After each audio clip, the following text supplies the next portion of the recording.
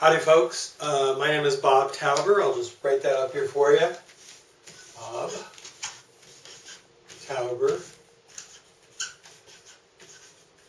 And besides the typical Antioch email, which I think you already have, you could contact me at my phone number, which is 805-350-1153. And the reason I'm making this video is to essentially try to give you some thoughts and ideas on teaching online classes. And so I thought I would do that briefly by doing the same thing I do in my online classes, which is essentially to turn on a camera and start talking. And I have to tell you, I'm prepared with what materials or ideas I want to get across, but other than that, I pretty much I wing it in terms of how I get it across. Real quick background. Antioch, as most of you know, didn't have online classes till about 10 years ago, 9 to 10 years ago. I'm going to say 2012-ish.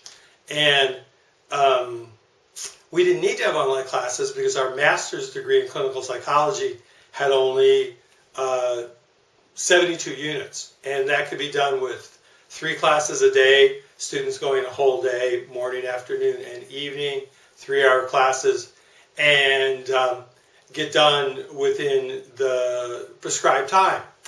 What happened is that there were several changes that went on. One was the Mental Health Services Act was passed, and that funded looking at what marriage family therapists, again, we're not talking about LPCCs now because that really wasn't in play then, but what MFTs did for their actual work. And it turned out that a majority were not doing private practice. That wasn't their primary source of the clinical work they were doing.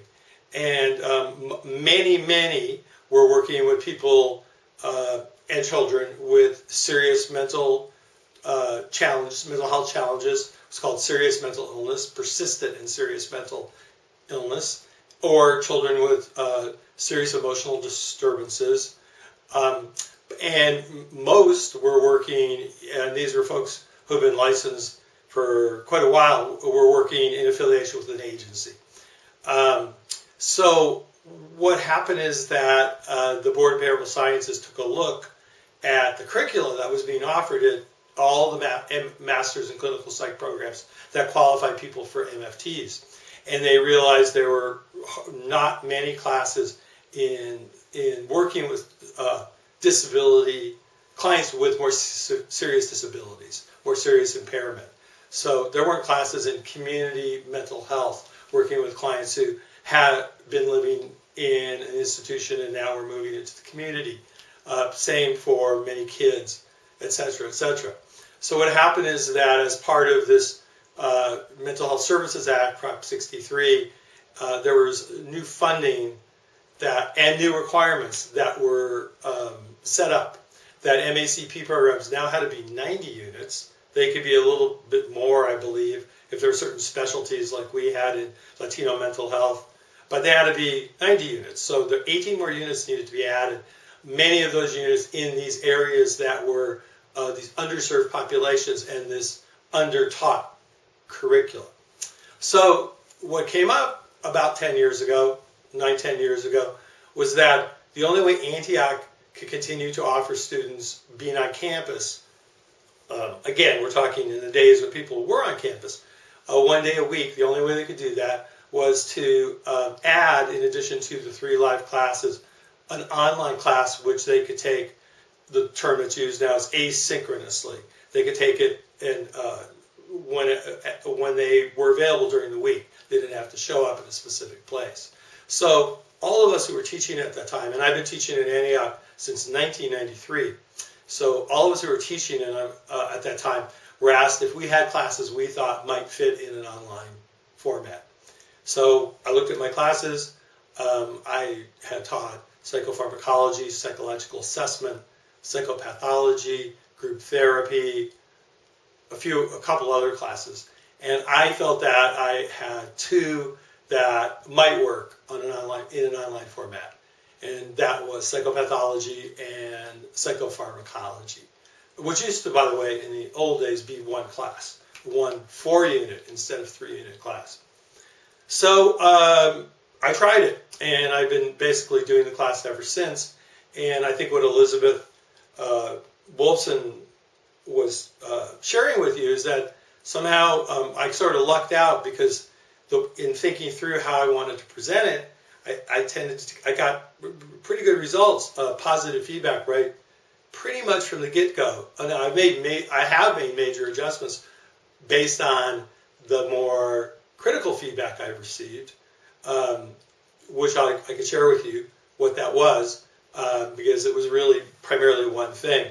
But essentially, I decided to do it. Now, I found that for about half, since I started, about half that time I did both those classes, psychopharmacology and psych assessment. These are both classes that I had, again, quite a bit of experience doing live. But then after about 5 years of doing psychopharm, I decided I really didn't think that it was working for me so well as an online class, and I just settled on psychopathology. So that's the class that I'm doing now. So a few things that I decided at the time that Elizabeth actually summed up much of what I guess I would call the pearls of wisdom of the way I teach the class. I decided that psychopathology, when I started teaching online, I'd already taught it live for 1993 to, let's just say, 2013. That's 20 years. So I had a very good sense for how the class and the content and the process of the class went in a live class. And my thinking was, how do I bring that feeling, that response from students now that I'm going to be doing it online? And one thing I decided is that I was going to use one camera and one camera only. And to write on, I put flip charts, whiteboards. This is just a piece of paper that you can write on. And I would do that because that is like much more like an actual class. Like in an actual class, you start talking, you do well, you follow the material you want to share and teach, but you make mistakes, you get off track, and you don't have, you can't go, cut that, let's start over again. Let's start a second shoot and edit that in.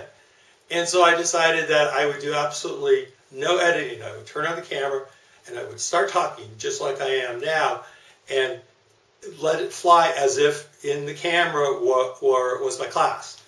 Where again, I don't get to, start over again. If I made a mistake, if I lost my place, I would just simply say to the camera, being the class, that, I wanted to cover something else before that I just covered. Or if I was covering something and it would be a point in the class where typically students would ask questions. They would ask questions, specific questions, or sort of challenge the material.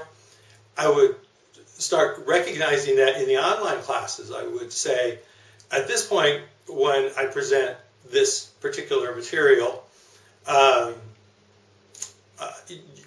this is a point that often students ask these questions. So what I decided to do was to be one person on the camera that was unedited. I worked for UCLA for many years, and I made many videos with voiceover, text, multiple cameras. But I was just going to do this one camera, start talking, and if things didn't go as planned, I would correct them on the fly. But at the same time, I would try to bring the audience, the video audience, in as if I knew what they would perhaps be wondering about for any given portion of the material. And I think, so one of the keys to me being able to do this, and the idea of setting up one camera, as I have going right now, was to make it just like they're not looking at me with multiple cameras in the class, to make it as if it really was a classroom experience, anticipating questions based on the material I presented, and responding to them in the flow of my presentation to make it as much like a live class as possible. Now, I didn't set anything up today, but in a live class, also people come in late, there are interruptions. I also decided that would be okay. And I'm recording this in my home office. We have 2 cats and a dog. I happen to have the door, you probably can't see it over here, closed. Duffy? Hey, Louise. What? Is Duffy down there? I know he went into bed. Oh, he did? Oh, that's too bad. Anyhow, what I decided is that if I was interrupted, Duffy, come on in here. Come here. Come here. Well, he's not coming in. He's standing right there. If a dog came in, then I would just say, oh, this is my dog. And I would also persist, continue. And like I would if somebody came in late in a class. I wouldn't start all over. I wouldn't turn the video off. Let it roll. So I guess that's my first message to you. And then I'm going to take a break. Is if you make videos to present material, let it roll. Can't make a mistake. If you have any idea of what you're trying to teach, mistakes are not possible in that anything that you're thinking is a mistake is just a way to, backtrack and clarify what it is that you want to present. So I'm going to stop right now and then I'm going to do another segment.